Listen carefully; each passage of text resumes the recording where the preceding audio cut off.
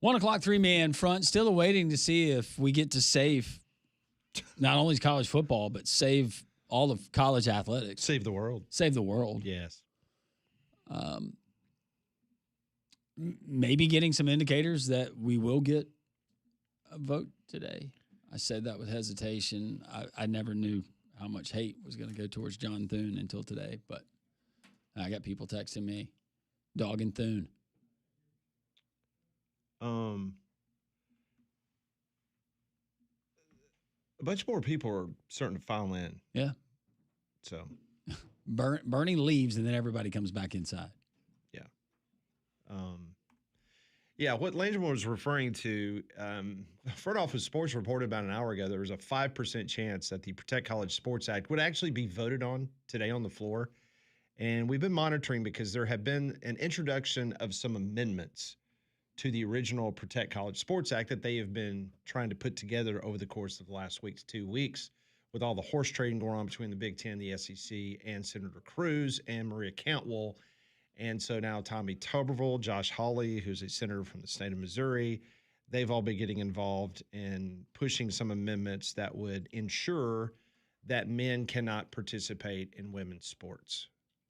So that's the very latest there. So we will see. The August recess will be coming very soon. They've got probably till the end of the day. I don't know if folks are going to stick around just to vote on this tomorrow. I thought that was interesting. Ross Dellinger, who you've cited, he's been on top of this. The quote that he put out from yesterday, or from 2 days ago, and what they saw, and that nobody was talking about the budget. Everybody was talking about college sports. It's just funny how this particular bill, this particular issue, with all the other things going on, the attention that it's garnered, which tells you that they know how much this means to the people who go to the voting booths. Mm-hmm. Yeah, meanwhile, we gave you a quote a little bit earlier. I'm trying to find it again for you, from Senator John Kennedy from the state of Louisiana. He and a bunch of other Republicans, they have put holds on the college sports bill. They're now saying that they could vote on it in September. But John Kennedy says he's one of them. He says he's weighing whether to offer an amendment that would cap ticket price increases to 4% annually. He also wants to make sure that this legislation doesn't, either intentionally or unintentionally, absolve the NCAA, which lacks testicles and a spine, of any liability. It's John Kennedy, senator from Louisiana. I can't wait to get that soundbite just to hear how he said it, because I think I know exactly how he said it. He is entertaining every time he opens his mouth, for sure. Phone lines are open. Let's go to our friend Miles. He's in Mississippi, listening on the Jocks app. Hey, Miles. Good afternoon, everyone. Landrum, I'm calling to talk about Boston baseball, but first, I want to hear about your trip. Did you like Boston? I loved Boston. We absolutely love Boston. Yes. If I could afford it. It's one of my favorite places. Yeah. If I could see myself living there. I was talking to somebody else before I went that had gone, and they said, you're going to love it because we're buddies, and he just knows me. He said, you're going to love it. He was right. I loved it. I thought it was great. Did you like Fenway? Oh, Fenway was perfect. Exceeded my expectations. Isn't it great? Yes. Oh, it's one of the best experiences I've ever had, was going there. Did you see any historical stuff? All of the historical stuff that you could probably think of, we got to see. We did that for about 2 days, 2.5 days. Then we were in the car and drove up the coast all the way to Maine, and then came back down and hit Newport, Rhode Island, and then Cape Cod and all of that stuff. It was fun. Before I get into Boston baseball, I got one more question. Did you go to the public burying ground? Yes. Man. Woo. Isn't that moving? Yeah, I was sending Pat pictures as I was walking around, and it was surreal, to say the least. What blew my mind was when you first walk in and you see who Sam Adams is buried by. Yeah. The 4 victims of the Boston Massacre. and how he paid for their funerals and said, "When I die, bury me, Bob." And he struggled financially. He was not a wealthy man. No, he wasn't. But that's the kind of person he was. It's everybody needs to go. Yep. It's incredible. Mother Goose. I learned about Mother Goose. Never knew that's where that origin was. Yeah. Yeah. How about that? Y'all, what's going on right now with this Boston Baseball Club? I've never seen anything like this. I've never seen a team with an interim staff literally pulled from the minors early in the season, a team that was like 10, 15 games below 500, just all of a sudden win 31 out of 36 games. I've never seen anything like that. This is insane. Yeah, that's what I was telling Pat. Went up there when just it blew me away, the secondary market with Red Sox tickets. Because I bought mine a month and a half before, they were awful, as you were describing at the beginning of the season. But I'm telling you, those ticket prices, they tripled. I bet they did. I mean, have y'all seen a team do this before? Just flip a switch like that? You can go back maybe to, but it's not even like this. I say a few years ago? The Braves in 21. The Braves in 21 were right at or right below 500 at the All-Star break. Acuna goes down with a knee injury, and then they were the best team in baseball up until, September? I mean, I can tell you, my team in September of 2021, we won 17 games in a row. And we got into the National League wild card. I mean, we won 17 in a row in the month of September. That was a franchise record for us. That's amazing. That's amazing. I mean, it's just unreal to me how things can just turn.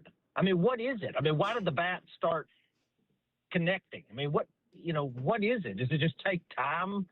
I mean, how does it happen? How do you go from Jekyll to Hyde? Like that? Great question. I mean, I've watched it my entire life, and that's what they're doing. It's amazing. I mean, Boston's sweep of the White Sox marked the 6th sweep over a team who entered the series in first place. 6 times that they have not only won the series, but they have swept a team that was in first place. That's the most since 1961. I mean, and think about last night. I was actually watching the game. I started watching the game in the bottom of the 7th inning. Oh, the Sox were up, right? Well, get this. White Sox. Yes, the White Sox were up. The Red Sox were down 10 different innings last night. 10 different times they were behind in an inning, and then they came back, sent it to extra innings, went to extra innings, more extra innings, more extra innings. And every time, I mean, they were down to their last strike multiple times. Yep. In extra innings, and to pull off what they did it was just amazing. It was one of the best baseball games I've ever seen. I'm with you, Pat. I stayed up watching it. I watch every Boston game. I try to watch every Houston game too, and they're just relentless. And their announcers on they're shocked. They don't know what the heck's going on. Yeah, O'Brien is fantastic on NESN. I mean, of course he does stuff during the college football season. He works on ACC Network. He does some other stuff for ESPN. But yeah, both of them last night were just like going, you know what? This is what we expect now. Not being arrogant or pretentious, just the fact that they're playing that good of baseball that they believe that they're never out of it. Doesn't matter if nobody's on and you got 2 outs. We're going to rally and we're going to get it done. Tell me, change to the subject. Y'all, all the things that are going on with Protect College Sports Act, all this stuff, and it's costing more and more. Y'all discussed the finances earlier. At some point, I think Title IX is going to have a say in this. I still think there's a lot. I know some of them are in the Ninth Circuit already, but especially if those are successful, I think you're going to see Title IX lawsuits all over the country because the women are going to want more of this money. Yeah, already starting to see that buzz, like you, Miles, around the country. It's coming. And I will be very interested to see what the donations look like if Title IX is enforced. Because according to the courts, and legally, a booster is this way in a middle school, high school, any booster program is an arm of the school. And legally has to provide proportionate financial assistance to the men and the women. So I think we got some wild times coming up. Wouldn't have it any other way if you've been keeping up for the past 4 years. Oh, and by the way, y'all mentioned the 180-day. Y'all mentioned the changes they're making. 180 days of the bill being passed. You can still change conferences. Mm-hmm. Okay. Yeah. Well, I'm just going to go ahead and welcome North Carolina, Virginia, Florida State, and Clemson to the SEC. Yep. I'm just going to go ahead and welcome. Yep. Rubber stamp it, right? That's what it seems like to me. We look forward. Yep. Look forward to it. Y'all, thank you for letting me monopolize your time. Oh, you're good, Miles. Anytime. Hey, Miles. Thank you, Miles. Thanks. Have a good weekend. Appreciate it. 205-834-9450. You can chime in on the text line, as Dave has done. And Dave says, and the Yankees won the World Series that year, which was crazy. Talking about the 78 Yankees. They were 14 games out in July. Beat the Red Sox in a playoff game to win the division. Well, that's like, I mean, what year was it? Was it 2019 when, I mean, the Nationals were under 500 and they came back and won the World Series. That was a heck of a run. They were under 500 at the All-Star break. Crazy. Well, the Braves were under 500 when they 21. won the World Yeah, Series. when they won theirs, yeah. I believe Napoleon Dynamite should play Conrad in the movie. I don't want John Heater to play me in a movie, but I appreciate the Kyle says suggestion. If someone were to play Conrad in a movie, it would be Will Wheaton, though it would be an older Conrad. Okay. Will Wheaton. That's good. That's a good one? That's a good one. I've heard especially of Will with Wheaton. the beard. What is he famous for? He was on Star Trek, I think. But Will Wheaton was also, he would make appearances on The Big Bang Theory. Wait, I see it. Okay, yeah, Will Wheaton was the nemesis of Sheldon. Was it Sheldon? Yeah, he had a lot of nemesis. Yeah. Yeah, that's him. Yeah, okay. Yeah. I see it. I can kind of see it. He looks like a more effeminate you. That's a compliment to you. I know, thank you. Not to Will. Yeah. Mad Dog says Jim Carrey should play Conrad. I'll take that. We can end it there. I'll take Jim Carrey. Trip asking, do you guys like the extra inning rule? It's hard to predict and totally screws up the over-under. It does do that. Yes, it does. I hate it. It's terrible. Just like having the runner at second? Well, like the other night, like you had the Nationals and the Phillies. They went to the 11th inning, and I think the final score was 10-4. Yeah, I'm not a fan of it.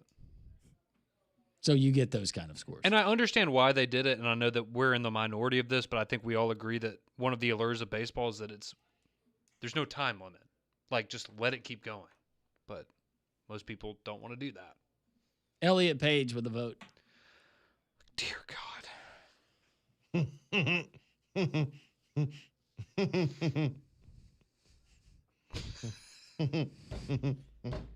Someone just watched The Odyssey. And by the way, I can't believe. Can I say this? I don't know what you're about to say. You still look like a girl. Oh. Elliot, not me. Yeah. Didn't fool me.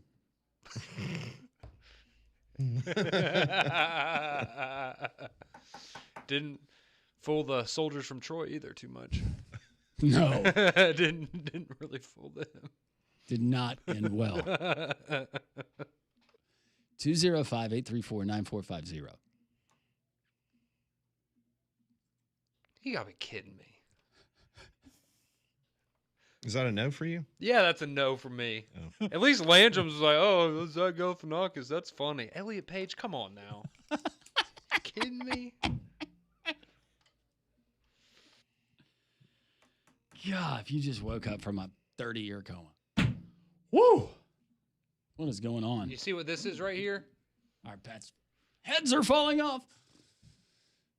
1:15. We still got Pat Ponders. Do it next.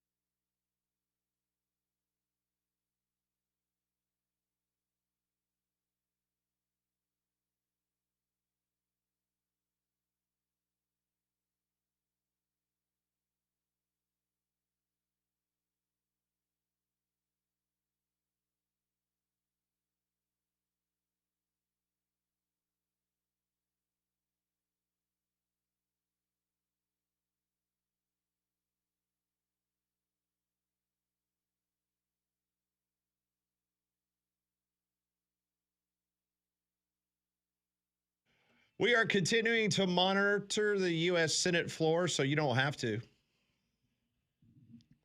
They're having a roll call. Tuberville is there. Hey, Did not hear Sanders. fear the thumb. Yeah. Fear the thumb up. You're the thumb down. Yep. Up or down? Which way will the vote go today? Mm-hmm.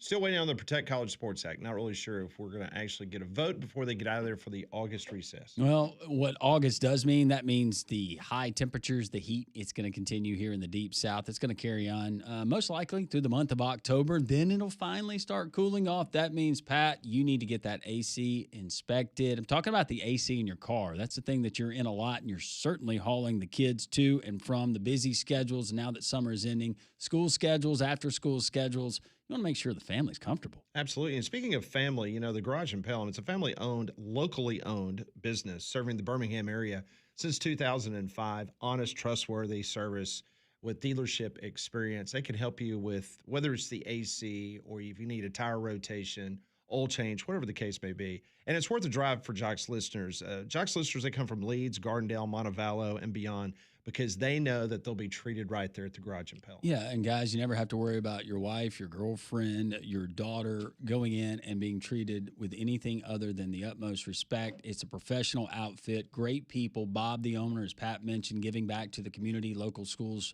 churches, charitable organizations. But guys like Robert and Richie, who are working hard every day, they're there in the lobby. Their smiling face is going to be there to greet you when you walk through that door. You know, and it's convenient for people. So no matter where you're coming from, they have after-hours drop-off, pickup, free local shuttle service, online scheduling, same-day repairs when possible. So they make it convenient for you. Yeah, 2 thumbs up from Landrum and Pat when it comes to trusting your automobile to nobody else in the Garage in Pelham. TheGarageInPelham.com. Tell Bob, Robert, and Richie that Landrum, Pat, the folks from 3 Man Front, sent you. 5 questions from Pat. We try to answer those, have no idea what they're going to be. This is what we call Pat Ponders.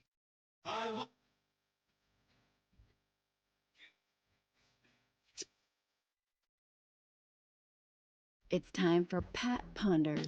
All right, question number 1. On this date, back in 2007, Giant slugger Barry Bonds hit career home run number 756 to surpass Hank Aaron for the most home runs in Major League Baseball history. Bonds would go on to finish his career with 762 home runs.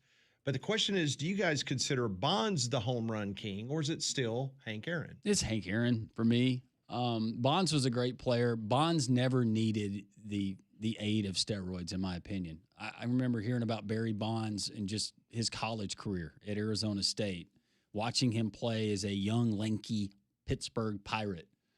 But still, it takes away. You felt the need to do it. Not a lot, no, a lot of other greats did, but no, I have to recognize the guy that I do not believe ever put steroids into his body to aid in performance.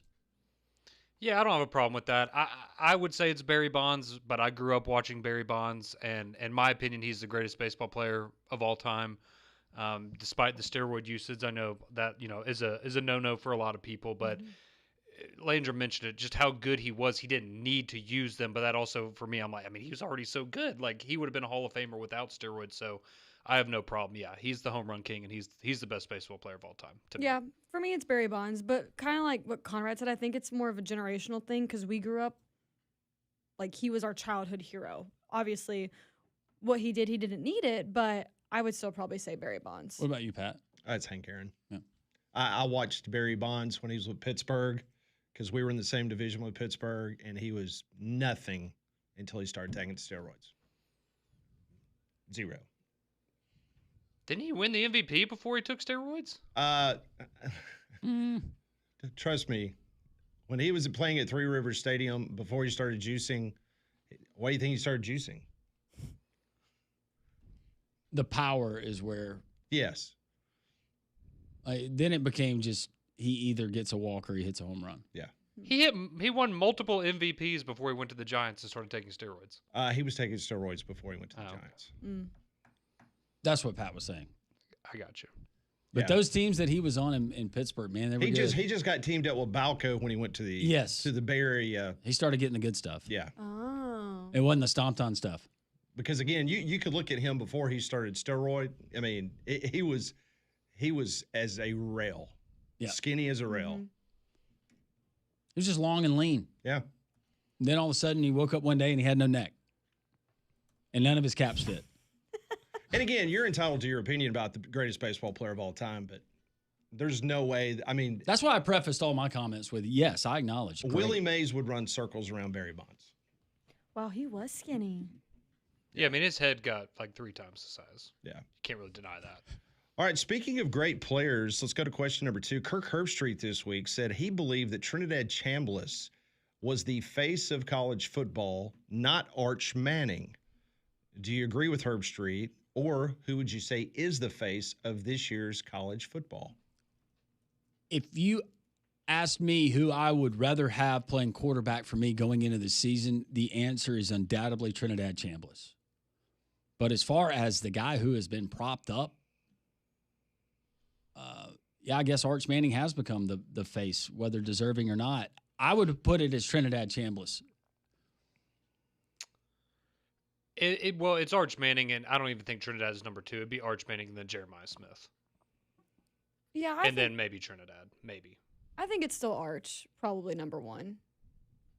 So he's the face? Mm-hmm. I think it's Trinidad because, number one, all the obstacles that he's had to overcome from Ferris State, the tonsillectomy. That was bad. He's overcome a lot. We had a Pittsburgh, Mississippi courtroom that was tied up for a week hearing his case. The other judge was... He had to deal Back with a and guy forth. named Lane Kiffin, a little bit of drama there. I don't know if you remember. That's true. And he got his Ole Miss team further than any team has since the 60s. Trinidad Chambliss. His middle name's Adversity. Yes. He doesn't pronounce it that way, though. No. Question number 3. Costco is again selling discounted college football tickets for Power 4 teams like South Carolina, Washington, and Louisville, and non-Power 4 schools like Tulane, FAU, Temple, and UConn.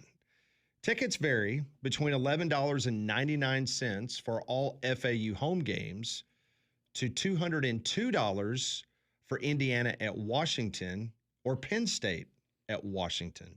Some also include a $20 food and beverage credit on parking. At what point does a cheap ticket become an impulse purchase? Would you buy a college football ticket just because you were already at Costco? Judging by the news story I saw this morning, everybody's upset about Costco parking. Mm-hmm. What, their parking lot's not big enough now or something? Yeah, people complaining that it's not big enough. They can't. It's chaos apparently, and they're citing design flaw of the Gotcha. parking lot. Okay. Oh, no, not that kind of impulse buy, Pat. Like, not a college football ticket because I wouldn't. That's a wouldn't big be like, commitment hey, to we're gonna make at an impulse. Yeah. Mhm. Yeah, we're gonna go Saturday, or we're gonna go later this afternoon if I happen to see it. No, the $5 buy for me would be more on probably clothing. Like a shirt, I would never pay regular price or even half price. But golly, I can cut grass in it. Now, I will say, you said the Washington one of them had like the Penn State game in there. And Indiana. See that, like if I'm walking by and I'm like, oh, Washington football tickets, and I look and see the games, I'm like, wait, for these games? Yeah, I would impulse buy something like that. But if it was, let's say for Alabama, it was UT Chattanooga and East Carolina, I'm not impulse buying that. But if it's, Washington, Indiana, Penn State, like that's 2 great games. I would impulse buy that depending on what games the tickets were for. So $202.99 for that particular game See, at Costco. that's pretty good. I'm not an impulse buyer. So I would have to go home, check my calendar, check travel dates, plan out the day around it and then go buy it if I wanted to do that. But I would not buy it impulsively. Yeah, I do. Yeah, I would I'm not do an it. impulse If buyer. the price is low enough, then I'm not worried about. But I couldn't see myself doing it with tickets. I can't, yeah. But I was just thinking about those Red Sox tickets. It might be worth the gamble. You buy low, you see what happens with some of these teams. Mm-hmm. Maybe it becomes a hot ticket. All right, next question. All right, so you win a 2-week paid vacation to Florida, but there's a catch. You have to stay within one region of the state the whole time you're there. Okay. So I'm going to give you some different regions. Mhm. Region A, the Panhandle, all the way over to Jacksonville. Region B, Orlando across to Daytona. Region C, St. Pete over to the west in Vero Beach. Region D, Naples across to Miami. Or Region E, just the Florida Keys. 2-week paid vacation, but you have to stay in one of those areas that I just mentioned the whole entire 2 weeks. I'm going Panhandle. Okay. See, that surprised me because I know you've been to the Florida Keys recently, and I thought you might. I love Keys. the Keys. But 2 weeks is a long time for the Keys. Yeah, and then we went to Orlando and did all of that last year. But the Panhandle, there's enough. I think there's enough variety. Okay. Mhm. That I'd like to do that. So that's the Panhandle all the way over to Jacksonville. All the So way over to basically I-10. Jacksonville. Yeah, Basically I-10. yeah, that'd be good. See, initially, I also thought the Keys, because I love the Florida Keys, but 2 weeks, it's a lot of time to spend in one region. But I think I'm still going to say the Keys, though, actually. I think I could stay there for 2 But weeks. see, the Keys. I could stay there for this 2 would be the deal months. breaker. Just your line of thinking right there for my wife would be: wait a minute, you're cutting off the region. I can't go into Miami. I can't dip back into Miami when I'm in the Keys. She wants to do. She I don't wants need to go do to Miami. both. Yeah. I could stay in the Keys for 2 months. Okay, so it's 2 weeks. Like I'm still getting paid at work, or the expenses for the vacation are paid for. 2-week paid vacation. Okay, see, I was about to say if it's all expenses paid, I'm going to Miami, and I'm probably not making it back for 2 weeks. After 2 weeks, if my expenses are paid. Outside of that, I have the caveat, like if I go to the Panhandle, I can go visit my dad for a while and go hang out and spend time with my family and Brian. Your dad's moving. The Keys. Okay. I've never been to the Florida Keys. So you're taking and that. I've always wanted to go Oh, there. I love Never You better been there. hurry. Never been there. It's not going to be there for much It's longer. going to be underwater. Yeah. Yeah. That's a real thing. Like California is going to break off from the rest of the United States one day. Some people say break off. Other people use other terms.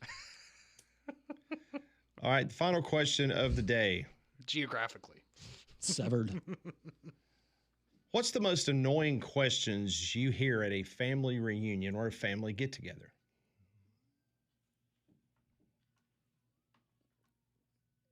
I have mine. Are you still single? Oh no! Every time. Yeah, Just wear that's costume an easy jewelry and one. come up with an elaborate at this lie. Point, I might. When are you getting married? Stop. Sorry. No, that's good. That's mine though. Most annoying question. It's got okay. You want me to give you the top 5? I was going to say in a And see similar if one of vein. these- Yes. Mine was, when are y'all having kids? But now that question's been answered. All right, here are the top 5. Yeah. Are you dating anyone? Bingo. That's number 1. I figured. Number 2 is, how is the job search going? 3 is, when are you going to get married, have kids? Can I borrow money? Oh no. And number 5 was, have you gained or lost weight? Oh. Yeah, that's a good one. It never fails though. Number 1 question for me. I get it every time I see my family. I love them to death and they know that, but just lay off for a second. See, I was going to say mine now isn't Mine's always the first, whether it's family or what, 99% of the time, the other party, the way that they will initiate the conversation. Yes. What do you think about DeBoer? It'll be a question about Alabama. It'll be a question about Auburn. It'll be a question about the football season. That will be the most common question I get. Yeah. That's not to sound rude, but it's one of those things where we talk about it so much and it's like our entire lives that when I'm around my friends and family and because I'll have people, just about every day I will have somebody tell who's going to be the quarterback. You ever have Who's a gonna be family quarterback? member? What's going on with the running The back? family I'm like, member that's been anticipating seeing you at the event, and they've already pre-planned the back and forth. They want to debate.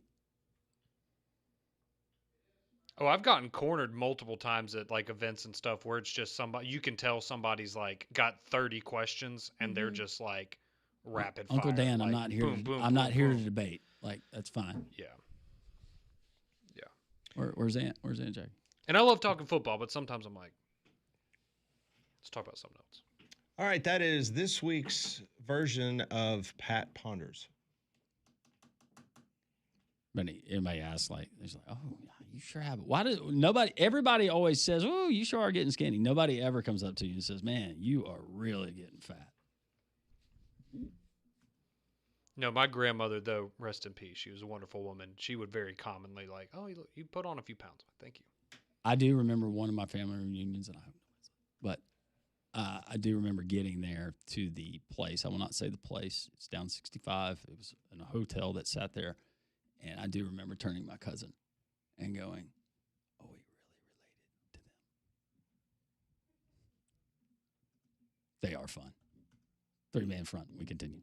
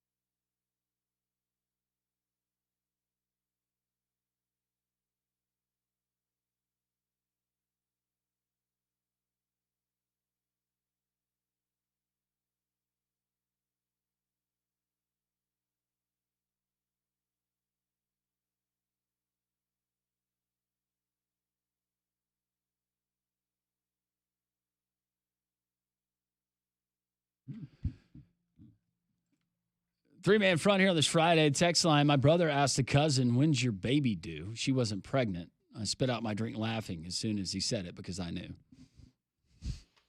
Things you don't say at family reunions. Welcome back to Three-Man Front. I made that mistake one time at a wedding. Not with the bride, but with somebody that was there, and they weren't drinking. They were drinking like water, and I was like, oh. That's a lesson you hope you learn when you witness it, and it's not you that makes the mistake. Yeah, it happened one time. It's never happened since. Never asked. I just assume that you are, but if you're not, I'm not going to ask. You're going to have to volunteer that to me. Yeah, it's the safest way to do it. Trip lives at Siesta Keys, letting us know. Congratulations, Trip. That's awesome as well. All right, a lot of fun with Pat Ponders. More fun on the way. The worst thing that Conrad has seen, we'll do it here. This is the worst thing I've seen. Been in quarantine and I need to get out and party. Woo! What's better than beach and a few drinks and Jeeps? Man, getting better than that. Law enforcement's definitely made their visibility and made people chill out and not be as crazy. The cops are doing their job as long as they don't be mean to people who are actually being innocent. Then I'm all gravy, baby. All right, so for today, man, we've been all over the globe for the worst thing I've seen this week. We're going to Turkey, but we learned it's what? Turkey? Turkey. We're going to Turkey, where a local missing man accidentally joined into his own search party for hours before realizing that he was in fact the person they were searching for. So the man's name is Beyhan Mutlu, and he had been drinking with friends on a Tuesday when he wandered into a local forest in the Bursa province of Turkey. When he failed to return, his wife and friends alerted the local authorities, and a search party was formed and sent out to find him. The 50-year-old man then stumbled across the search party and decided to join them, according to a local TV station. But when members of the search party began calling out his name, he simply replied, "I'm right here." He was then taken aside by one of the rescue workers to give a statement. He said, quote, "Don't punish me too harshly, officer. My father will kill me," he reportedly told them. Police then drove him home. It's not clear if he was given a fine for causing a disturbance. This guy was 50 years old. He was 50 years old. So he's citing his father, scolding him. That's how drunk he is. Yeah, and he's 50 years old. But yeah, he joined a search committee or search party for hours, and then... Well, I'm just wondering, right? So if you're doing this for hours, like randomly, like 3 hours in, someone's like, "We should start saying his name," and then he hears it and he's. What I'm guessing is he's brown out drunk. Yeah, he's snookered. Where for sure. he's functioning, and at some point during the brownout, he's walking around with this search party, and he kind of comes to, and he's like, "Okay, oh wow, what is going on here? Wait, that's my name. That's me." I feel like he has a good heart, though, because you're drunk and you still find people like, oh, these people are going, like, someone needs help. I'm going to go and try to help. So maybe, maybe that's a sign of good character. I don't know. But at that point, loved one, that's when you sit down with him. You say, you see how this could be a problem moving forward. Yeah. Especially on look, we not judging anybody, but like on a Tuesday, too. If this is a Friday or Saturday, maybe you understand a little bit more. It's like, man, you were hitting it that hard on a Tuesday and wandered into this? Like, well, you want to hit a rough Tuesday. Would you rather hit it hard on a Monday? I've got another story for you. Okay, what you got? All right, we go from where were we there? Turkey. We go from there to the state of Florida. Ah, the Turkey of the U.S. The class, all spelled out, Soiree Steakhouse, located in Hollywood, Florida, welcomes diners to come and enjoy a meal on the first Monday of each month. They also allow diners to fully disrobe and eat the meal in the nude on the first day, Monday of each month. While guests arrive wearing clothes, they're free to drop their clothes after arriving at the restaurant. Toshiba Hart, who hosts the monthly events, said that she goes totally nude, but noted if it gets a little chilly, she dons a robe. She noted that she and the guests are undressed while the chefs and servers are all fully clothed. Okay, well, that's good. You don't want to... Never mind.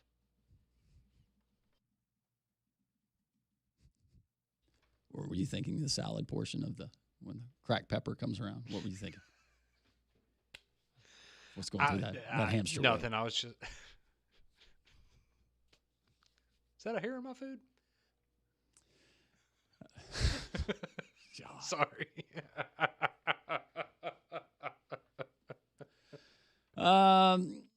Hart said the tickets cost $150 for individual woman. Woo! So you just go in. Molly, how about this? You think that's bad, getting ass. You go in not only to dine by yourself at a steakhouse, but then you're going to dine nude by yourself at a steakhouse. For $150. So is it more for men than it is for women? Yes, 200. Thank God. Wait, what? Where is this? $250 for an individual man, It's in Florida. or for 300 people. It seems like they're encouraging couples to come and dine together nude, not the individual that yeah, comes in I would naked. think so.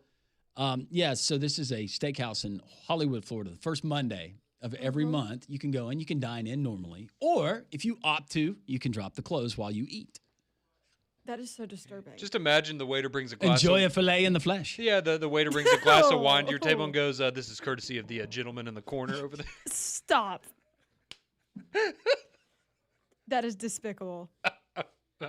I hate everything about that. I would be very interested to know what the attendance is on this night compared to a normal night. Like, is this a big thing there? Or are they Okay. they're like 5 people? In But the not restaurant? No, on that's okay, Mondays? sir. I'll put my own napkin down here. Thank you. Okay. But not on Mondays. It's normal. Like you wear clothing, right? Yes. Okay, but Are you going to feel weird going in on another Yes. day of the week knowing that people a naked man sat here? You Yes. had bare butt cheeks on that seat Yes. at one point That's in my time? thought. with yeah. that sweaty butt Oh, on that, I hope yeah, they clean the seats. along with Nope. other sweaty things? And you know they probably don't. No, they probably do now. I would hope so. would Surely they do. I'll burn the seats. So you guys are out? I mean, if someone wanted to pay me to go, I mean, That's I'm not paying that, but if somebody wanted to pay for me to go, sure. My luck. No, I would decide.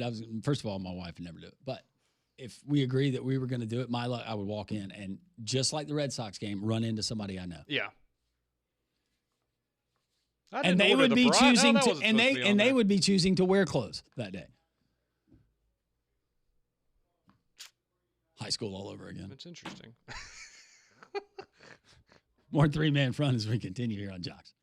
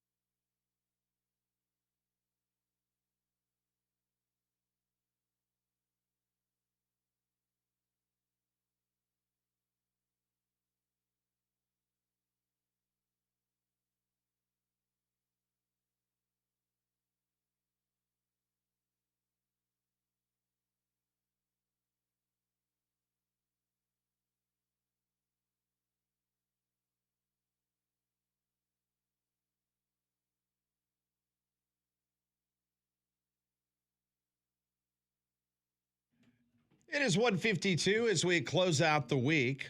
It's been a memorable week. Week 1 of fall camp for Alabama, Auburn, UAB, and all schools around the great state of Alabama. We'll continue to have coverage of that next week.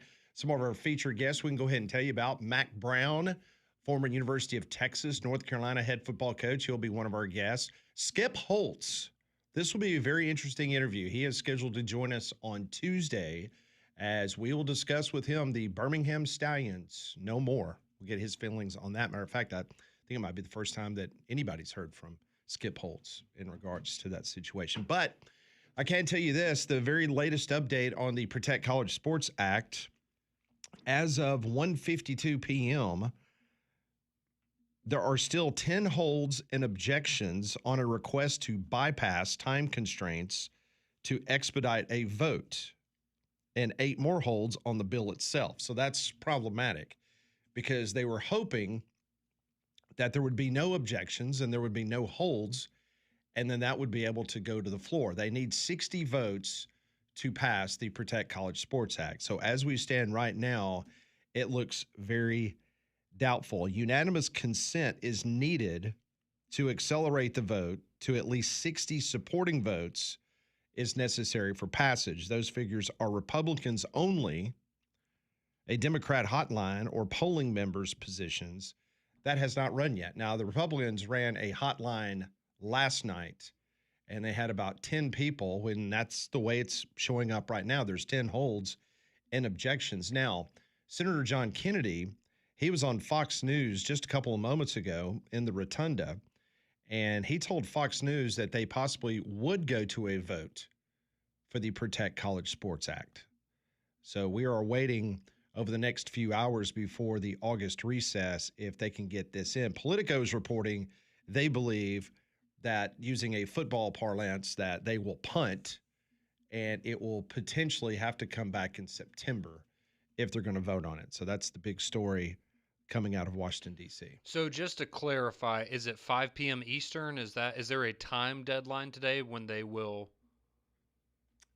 It's up to the or can they stick? They can stick around, I guess, if they absolutely want to pass it. Now there have been senators that say that they are committed. As people know, whether you follow politics or not, the Save America Act has been a very hot topic, and there have been certain Republicans that want to stay around all weekend long and necessary to pass legislation to get the Save America Act passed. There have been some that says, "Hey, we will stay here. We will vote on the Protect College Sports Act if necessary." So we'll see. It will be up to the Senate Majority Leader, John Thune, who runs things from an administrative standpoint, whether they're going to be able to keep everybody there and vote on those items. So that will be something to follow this afternoon on your social media channels and right here on this radio station to see if it indeed comes to a vote. If not, and they recess, then the Protect College Sports Act, earliest it could be looked at would be September. You got midterms. In other words, it's probably dead on the Senate floor. Well, who knows? The SEC and the Big Ten came through in the 11th hour last Friday, so maybe tonight. Maybe this Friday. Yep, very much so. Appreciate everybody tuning us in. For Landrum, Molly, Conrad, I'm Pat. I hope everyone has just a wonderful weekend. We'll see you Monday at 10 o'clock on 3 Man Front.